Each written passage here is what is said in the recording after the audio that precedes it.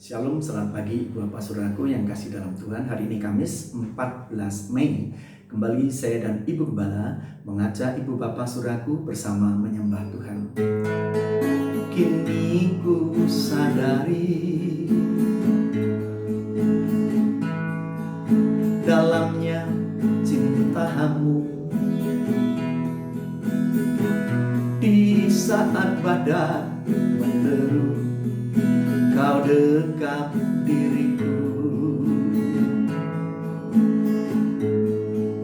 Kini ku mengerti indah rencanamu, berjalannya waktu Kau pimpinku wujudkan mimpiku. Kini ku puji namamu, Yesus kekasih jiwaku.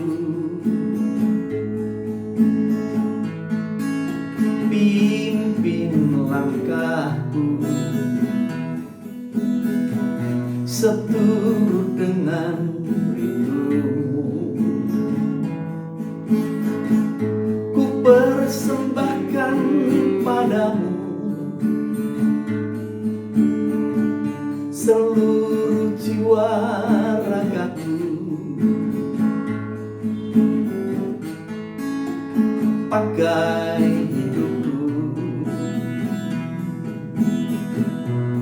bagi kemuliaan-Mu.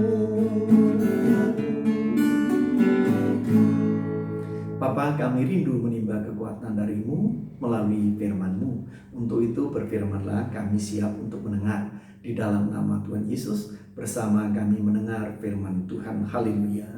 Amin.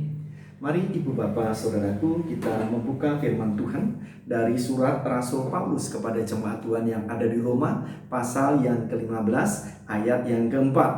Sebab segala sesuatu yang ditulis dahulu telah ditulis untuk menjadi pelajaran bagi kita, supaya kita teguh berpegang pada pengharapan oleh ketekunan dan penghiburan dari kitab suci. Ibu Bapak Saudaraku yang kekasih di dalam Tuhan, Alkitab yang adalah firman Tuhan tanpa salah dituliskan bukan hanya untuk kita pelajari, tetapi untuk kita menarik pelajaran, sehingga kita tetap teguh berpegang pada janji-janji serta tetap berpengharapan, karena berpengharapan di dalam Tuhan tidak pernah mengecewakan, apalagi selalu diakhiri dengan kebahagiaan manakala kita bersedia melakukan sesuai dengan perintahnya. Ibu Bapak Saudaraku, pesan Rasul Paulus ini sejajar dengan apa yang dipesankan kepada jemaat Tuhan yang ada di Korintus, yang dituliskan di dalam 1 Korintus pasal 10 ayat yang ke-6. Senada pula dalam pasal yang ke-11 ayat yang kedua. Dan secara khusus dituliskan kepada hamba Tuhan yang bernama Timotius, pasal untuk yang kedua, pasal yang ketiga, ayat yang ke-16. Segala tulisan yang diilhamkan Allah memang bermanfaat untuk mengajar, untuk menyatakan kesalahan, untuk memperbaiki kelakuan, dan untuk mendidik orang dalam kebenaran. Ibu Bapak Saudaraku yang kekasih di dalam Tuhan, khusus untuk hari ini kita akan mempelajari kisah tokoh yang dituliskan di dalam firman Tuhan untuk kita pelajari supaya kita boleh meneladaninya. Lalu Ibu Bapak Saudaraku, tokoh yang saya pilih pada hari ini untuk kita pelajari, tokoh itu bernama Daud. Mengapa Daud dipilih, Ibu Bapak Saudaraku? Karena alasan yang pertama, hidup Daud, Ibu Bapak Saudaraku, sungguh dikenang di hadapan Tuhan, atau Daud memiliki keistimewaan di hadapan Tuhan. Lalu pertanyaannya, di mana letak keistimewaan itu? Ibu bapak saudaraku, untuk anak-anak Daud atau raja-raja setelah Daud yang hidupnya dikenang di hadapan Tuhan selalu dikatakan seperti hambaku Daud. Seperti yang tertulis dalam 1 Raja pasal yang ke-9, ibu bapak saudaraku, ayat yang ke-4 dan ke-5. Di sana dikatakan demikian, ibu bapak saudaraku, mengenai engkau Salomo, jika engkau hidup di hadapanku sama seperti Daud ayahmu, dengan tulus hati dan dengan benar, dan berbuat sesuai dengan segala yang kuperintahkan kepadamu. Dan jika engkau tetap mengikuti segala ketetapan dan peraturanku, maka aku akan meneguhkan tahta kerajaanmu atas Israel untuk selama-lamanya, seperti yang telah kujanjikan kepada Daud ayahmu, dengan berkata, keturunanmu takkan terputus dari tahta kerajaan Israel. Perhatikanlah, setia seperti hambaku Daud. Tetapi sekali lagi, nama Daud juga dipakai untuk menunjukkan kepada pribadi yang tidak dikenal di hadapan Tuhan. Ibu bapak, 1 Raja pasal 15 ayat yang keempat. Mohon maaf, ayat yang ketiga. Abiam hidup dalam segala dosa yang telah dilakukan ayahnya sebelumnya, dan ia tidak dengan sepenuh hati berpaut kepada Tuhan Allahnya seperti Daud moyangnya. Ibu bapak saudaraku, kepada Abiam yang sangat berdosa, di sana dikatakan tidak seperti hambaku Daud yang sepenuh hati berpaut kepada Tuhan. Ibu bapak saudaraku, itulah keistimewaan Daud. Mengapa dipilih pada hari ini?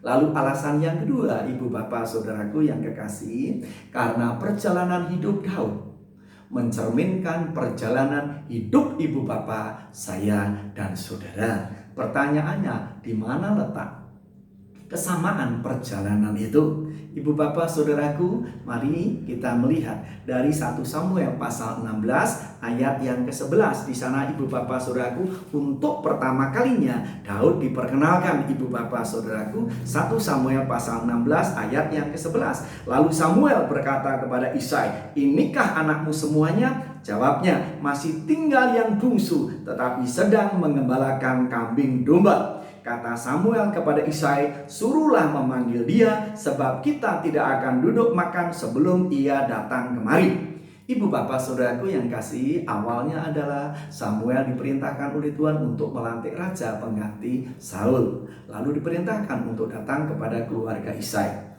7 anaknya sudah lewat, ibu bapak saudaraku. Dan sebelumnya ketika sama Eliab lewat, Samuel berpikir bahwa di hadapan Tuhan sekarang berjalan raja pilihannya. Tetapi Tuhan berkata, tidak. Jangan melihat apa yang di depan mata, tapi Tuhan melihat di hati.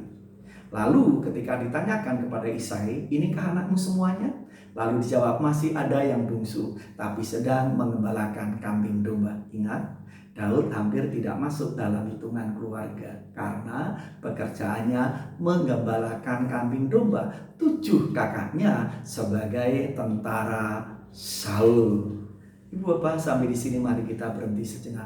Bukankah Daud ini seperti ibu bapak saya dan saudara, dan hampir tidak pernah masuk hitungan? Tetapi jangan salah, Tuhan selalu memperhitungkan karena Tuhan melihat hati.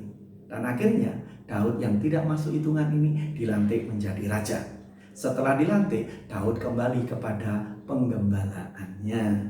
Dan di tempat penggembalaan yang dingin, kekurangan, kesukaran dan lain sebagainya, justru ibu bapak di tempat itu, kondisi seperti itu dimanfaatkan oleh Daud untuk melatih keterampilannya sedemikian rupa. Mari kita melihat ibu bapak saudaraku, 1 Samuel pasal yang ke-17 ayat yang ke-34 dan seterusnya. Tetapi Daud berkata kepada Saul, hambamu ini biasa mengembalakan kambing domba ayahnya. Apabila datang singa atau beruang yang menerkam seekor domba dari kawanannya, maka aku mengejarnya, menghajarnya, dan melepaskan domba itu dari mulutnya.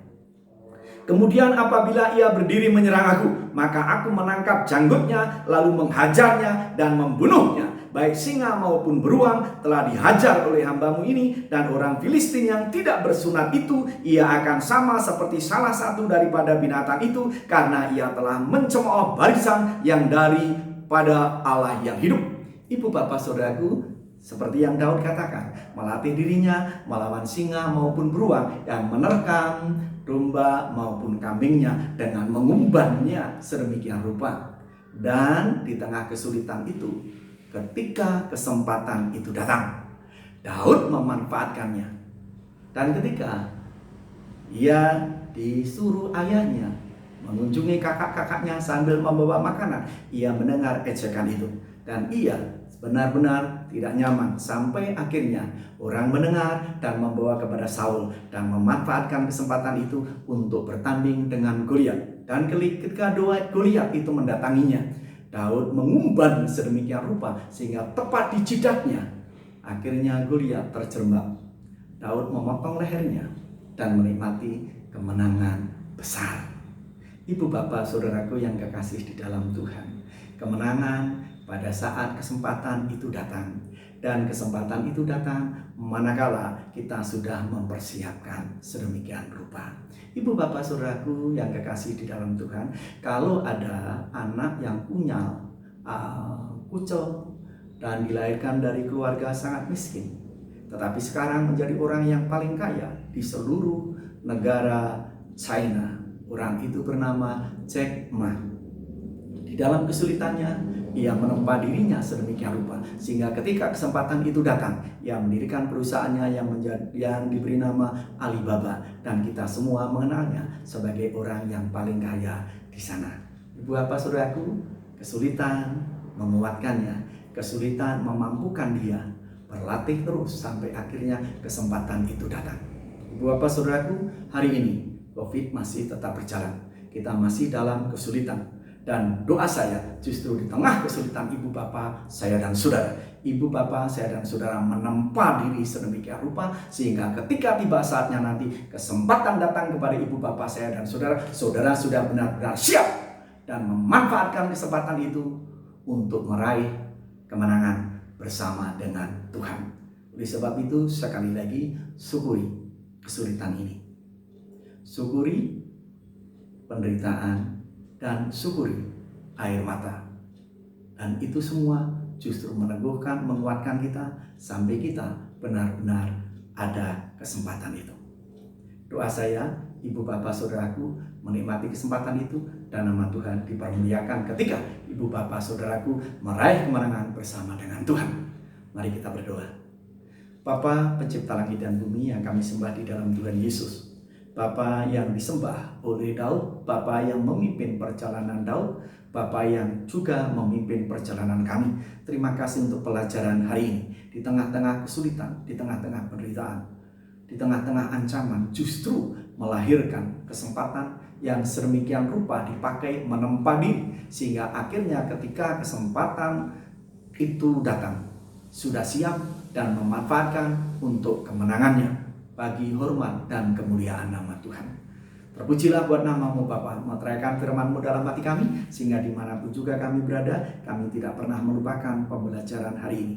Dan kami siap memasuki hari ini dalam berkat dan pimpinan-Mu. Berkati bangsa dan negara kami ketika berjuang untuk mematahkan virus corona ini, sehingga boleh secepatnya terpatahkan dan kami kembali ke dalam kehidupan normal dan memanfaatkan kesempatan untuk meraih kemenangan. Terpuji nama-Mu dalam nama Tuhan Yesus. Haleluya. Amin. Selamat pagi, Tuhan berkati kita semua.